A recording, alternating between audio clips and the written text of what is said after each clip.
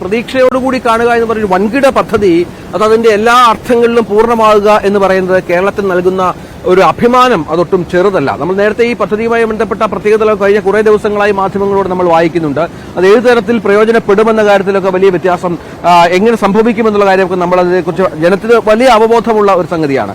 നമ്മളൊപ്പം Dan Kurian, Dan എനിക്കൊന്ന് connected ആണ് എന്നാണ് മനസ്സിലാകുന്നത്. ഡാൻ കേൾക്കാമെന്ന് കരുതുന്നു. ഡാൻ, നമ്മൾ ഈ ഇതുമായി ബന്ധപ്പെട്ട സമരങ്ങളുടെ ഒരു പരമ്പര അത് പലതരത്തിൽ ഉപയോഗപ്പെടുത്തിയവരുണ്ട്, ഒപ്പം ചേർന്നവരുണ്ട്, രാഷ്ട്രീയ പാർട്ടികളുണ്ട്, സമരക്കാരെ എതിർത്തവരുണ്ട്. അങ്ങനെ തലസ്ഥാനം കണ്ട വലിയ ഒരു സമര പരമ്പര ഇതുമായി ബന്ധപ്പെട്ട് വിഴിഞ്ഞം പദ്ധതിയുടെ യാഥാർത്ഥ്യത്തിന് പൂർത്തീകരണത്തിന് മുൻപ് തന്നെ ഉണ്ടായ കാര്യമുണ്ട്. സഭകളൊക്കെ ഇതിൽ ഇടപെട്ട പശ്ചാത്തലമുണ്ട്. അങ്ങനെ ഇതിനുശേഷം ഇതിനെയൊക്കെ അതിജീവിച്ച് ഇത് യാഥാർത്ഥ്യമാകുന്ന സാഹചര്യത്തിൽ ആ കാലത്ത് എങ്ങനെയാണ് ഡാൻ ഓർത്തെടുക്കുന്നത്? കാരണം അന്നൊക്കെ റിപ്പോർട്ടിംഗ് രംഗത്ത് എല്ലാ മേഖലകളിലും പോയി റിപ്പോർട്ട് ചെയ്ത ആളാണ്. ഒരുപക്ഷെ ഈ പദ്ധതി യാഥാർത്ഥ്യമാകുമോ എന്ന് പോലും നമ്മൾ സംശയിച്ചിരുന്ന ഒരു കാലഘട്ടം കൂടി ഉണ്ടായിരുന്നല്ലോ ചേർത്ത് വായിക്കുമ്പോൾ.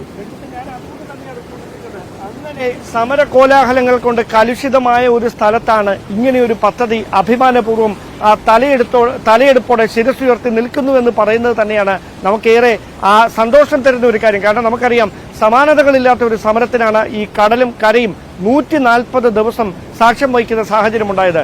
അത് തീർത്ത വെല്ലുവിളി ഈ പദ്ധതിയുടെ നടത്തിപ്പിൽ ചെറുതായിരുന്നില്ല. കാരണം അദാനി ഗ്രൂപ്പ് പോലും ഒന്ന് പതറിയിരുന്നു, ഇനി ഈ പദ്ധതി ഇവിടെ യാഥാർത്ഥ്യമാക്കാൻ കഴിയുമോ എന്നോർത്ത്. കാരണം അത്രയധികം കോടിക്കണക്കിന് രൂപയുടെ നിർമ്മാണ പ്രവർത്തനങ്ങൾ പുരോഗമിക്കുന്നതിനിടയിലാണ് വളരെ അപ്രതീക്ഷിതമായി തീരദേശ മേഖലയെ ഇല്ലാതാക്കുന്ന ഒരു നിർമ്മാണമാണ് നടക്കുന്നത് എന്ന ആക്ഷേപം ഉന്നയിച്ചുകൊണ്ട് ഏതാണ്ട് 60%-70% പൂർത്തിയായിരുന്ന ഘട്ടത്തിൽ ഈ ഒരു പ്രതിഷേധം ഇവിടെ ഇങ്ങനെ അലയടിച്ചു വരുന്നത് കേവലം ചില വ്യക്തികൾ ചേർന്ന് ശംഖുമുഖത്ത് വെച്ച് തുടങ്ങിയ ഒരു സമരം പിന്നീട് ലത്തീൻ സഭ ഏറ്റെടുക്കുന്നു.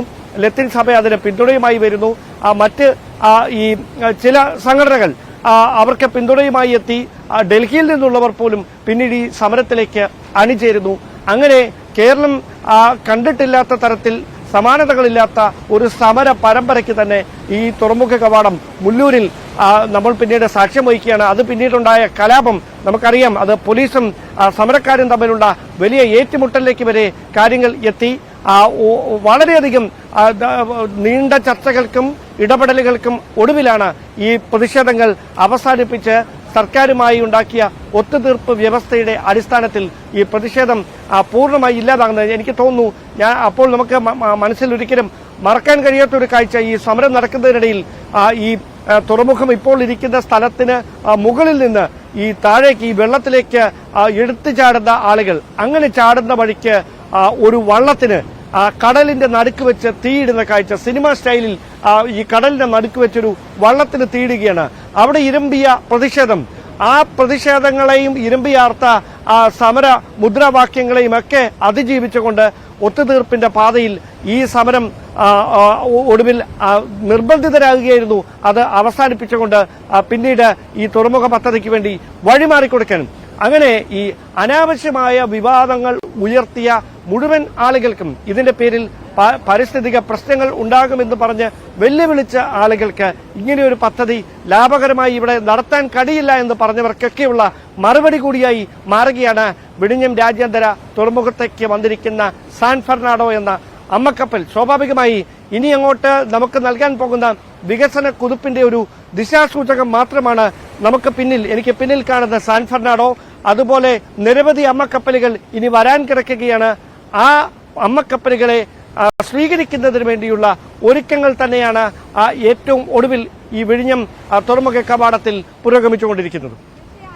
മദർഷിപ്പുകളെ ആകർഷിക്കാൻ കഴിയുന്നു എന്നത് തന്നെയാണ് വിഴിഞ്ഞം തുറമുഖത്തിന്റെ ഏറ്റവും വലിയ പ്രത്യേകത. നമുക്കറിയാം, ഒരു പതിറ്റാണ്ടോളം വരുന്ന കാത്തിരിപ്പാണ് വിഴിഞ്ഞം തുറമുഖം എന്നത്. 2015 ഒക്ടോബറിലാണ് കരാറിൽ ഏർപ്പെടുന്നത്. അന്ന് മുതലുള്ള കാത്തിരിപ്പാണ്. പക്ഷേ നിശ്ചയിച്ച സമയപരിധിക്കുള്ളിൽ ഒന്നും തന്നെ ഈ പദ്ധതി അതിന്റെ നിർണായക ഘട്ടങ്ങൾ പൂർത്തീകരിക്കാൻ കഴിയാത്ത ഒരു സാഹചര്യം ഉണ്ടായിരുന്നു.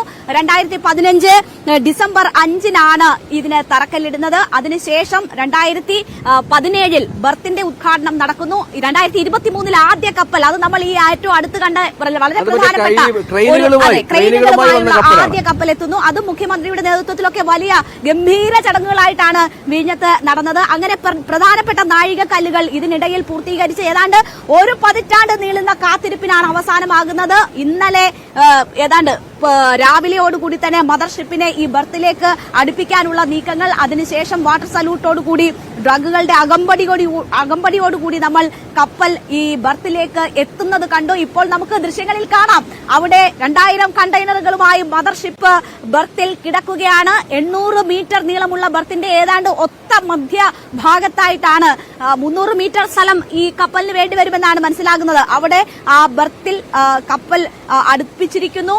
ഇനി പ്രധാനപ്പെട്ട ചടങ്ങുകളിലേക്കുള്ള സമയമാണ്.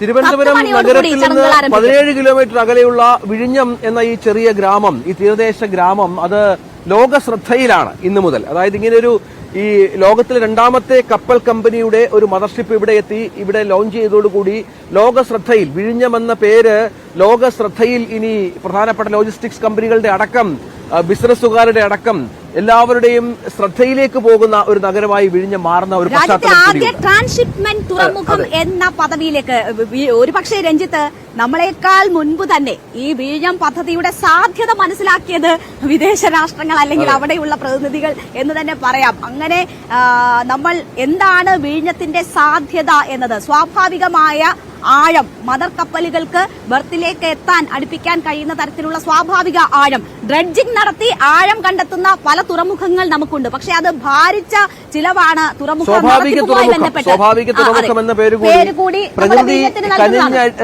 കനിഞ്ഞു തന്ന എല്ലാവിധ പ്രത്യേകതകളും ചേർന്ന ഒരു തുറമുഖം കൂടിയാണ്. അപ്പോഴും നമ്മൾ ഈ വല്ലാർപാടം കണ്ടെയ്നർ ടെർമിനൽ നമ്മൾ ഇതുപോലെ വലിയ പ്രതീക്ഷകൾ പങ്കുവച്ചതാണ്. പക്ഷേ അവിടെ ഇല്ലാത്തതും വിഴിഞ്ഞത്തിനുള്ളതുമായത് രഞ്ജിത്ത് സൂചിപ്പിച്ചതുപോലെ ഈ സ്വാഭാവികമായിട്ടുള്ള ആഴമാണ്. മദർഷിപ്പുകളെ ആകർഷിക്കാൻ കഴിയുന്ന സ്വാഭാവികമായ പ്രത്യേകത വിഴിഞ്ഞത്തിനുണ്ട് എന്നത് തന്നെയാണ്. വല്ലാർപാടം കണ്ടെയ്നർ ടെർമിനൽ നമ്മൾ പ്രതീക്ഷിച്ച തരത്തിൽ മുന്നോട്ട് പോയിട്ടില്ല.